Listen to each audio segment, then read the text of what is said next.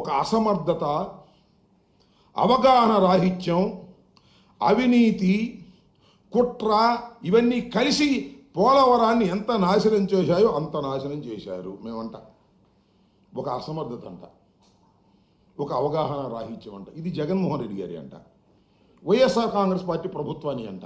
నేను చెప్తున్నా, మీరు అసమర్థులు, మీకు అవగాహన రాహిత్యం, అవగాహన సరిగా లేదు. వెళ్ళడం రావడం సోమవారం వెళ్ళడం రావడం, బిల్లులు చేసుకోవడం, డబ్బులు కాజేయటం. దేవినేని ఉమ గారు మీరు చేసింది అదేంటండి? చంద్రబాబు నాయుడు గారికి అవగాహన రాహిత్యం అంటారేంటి? చంద్రబాబు నాయుడు గారు అసమర్థత అంటారేంటి? ఆయన 40 సంవత్సరాలు సీనియరు, పైగా ఇప్పటికి 3వ, 4వ ముఖ్యమంత్రి అంటారా అని అనుకుంటారు మీరు. నేను చెప్తున్నా, అసమర్థత కాకపోతే, అవగాహన రాహిత్యం కాకపోతే నదిని డైవర్ట్ చేయకోకుండా ఎవరైనా ఏ దేశంలో అయినా వేస్తారండి డయాఫ్రామ్ వాళ్ళు. మన దేశంలో కాబట్టి సరిపోయింది, కానీ ఇలాగే ఇంకొక దేశంలో ఎక్కడ జరిగితే ఈ నష్టానికి ప్రాసిక్యూట్ చేస్తారు, ఊరి కూడా వేస్తారని మనం చేస్తున్నాం.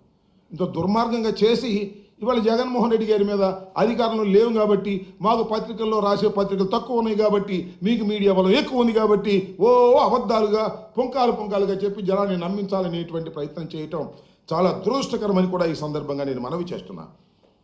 అవినీతి అంట, ఎవరు అవినీతి? కుట్ర అంట, ఎవరు కుట్ర? అవినీతి మీరు, నేను అనలేదుగా. ఎవరన్నారు? మోడీ గారు అన్నారు. ఏటీఎం, ఏది ఏటీఎం? పోలవరం ఇది ఏటీఎం అని మీ ప్రధానమంత్రి గారే అన్నాడు.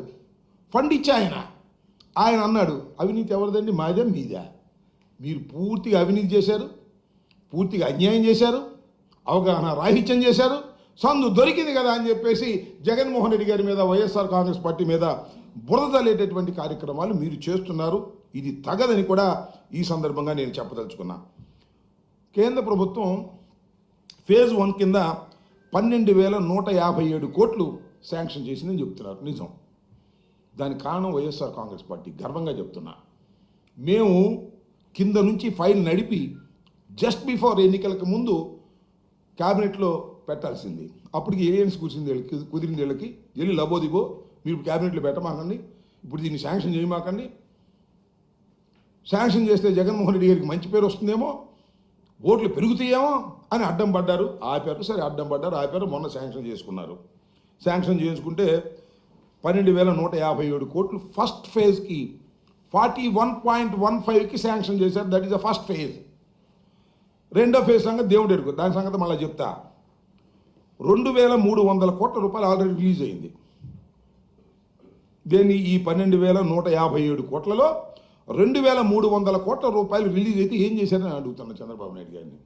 మొత్తం డైవర్ట్ చేసుకున్నారు, స్టేట్ గవర్నమెంట్కి వాడుకున్నారు. ఎందుకు చెప్తున్నానంటే, మమ్మల్ని అన్నారు. నిమ్మల రామానాయుడు గారు గుర్తుందో లేదో మీకు? జగన్మోహన్ రెడ్డి గారు కేంద్ర ప్రభుత్వం ఇచ్చినటువంటి పోలవరం డబ్బుల్ని డైవర్ట్ చేసుకున్నారు అని అవగాహన రాహిత్యంతో నిమ్మల రామానాయుడు గారు, ప్రస్తుత ఇరిగేషన్ మంత్రి గారు అన్నాడు. అసలు అవకాశం లేదట. నేను ఒకసారి చెప్పా, మళ్ళీ చెబుతున్నా. ఎందుకు అవకాశం లేదంటే, ఈ రకంగా 2,300 కోట్ల రూపాయల అడ్వాన్స్గా రిలీజ్ చేసిన సందర్భమే వైఎస్ఆర్ కాంగ్రెస్ పార్టీ ప్రభుత్వం లేదు. ఎప్పుడు రీఎంబర్స్మెంట్ ఇచ్చారు. రాష్ట్ర ప్రభుత్వం 2,000 కోట్లు ఖర్చు పెడితే, ఈ 2,000 కోట్లు ఖర్చు పెట్టాం బాబు, ఇగో బిల్లులు ఇవి అని మేము అప్లోడ్ చేసి వాళ్ళకి ఇస్తే, వాళ్ళు డిఫరెంట్ స్టేజెస్లో పరిశీలన చేసి వాళ్ళు డబ్బులు రిలీజ్ చేస్తారు. రిలీజ్ చేస్తే అవి రాష్ట్ర ప్రభుత్వం వాడకూడదు. రాష్ట్ర ప్రభుత్వం పెట్టుబడి పెట్టింది కాబట్టి. దీనికి ఇంతవరకు సమాధానం చెప్పలా ఎవరు? నిమ్మల రామానాయుడు గారు. చాలా సందర్భాల్లో మైక్ ముందుకు వచ్చాడు, మీడియా ముందుకు వచ్చాడు, మమ్మల్ని అనేక రకాలుగా మాట్లాడాడు. ఇంతవరకు రాష్ట్ర ప్రభుత్వం ఖర్చు పెట్టిన డబ్బులు వస్తే అవి మేము ఖర్చు పెట్టుకుంటే దాన్ని ఎట్లా అంటారయ్యా బాబు మీరు డైవర్షన్ అని? మేము వాడుకున్నామని ఎలా అంటారు డైవర్ట్ చేసామని? ఇవాళ మీరు డైవర్ట్ చేసుకున్నారు ఆ డబ్బులు, అది వేరే అంశం. దాన్ని ఖర్చు పెట్టాల్సిన డైవర్ట్ చేసుకుని స్లోగా పనులు చేసే కార్యక్రమం చేస్తున్నారు. That is a different matter అని కూడా ఈ సందర్భంగా నేను మనవి చేస్తున్నాను. కాబట్టి చంద్రబాబు నాయుడు గారు ఇంకోటి కూడా ఇక్కడ చాలా కీలకమైన విషయం చెప్పేసరి, ఆయన ఏదో 2027కి పూర్తి చేస్తాం, 2016కు పూర్తి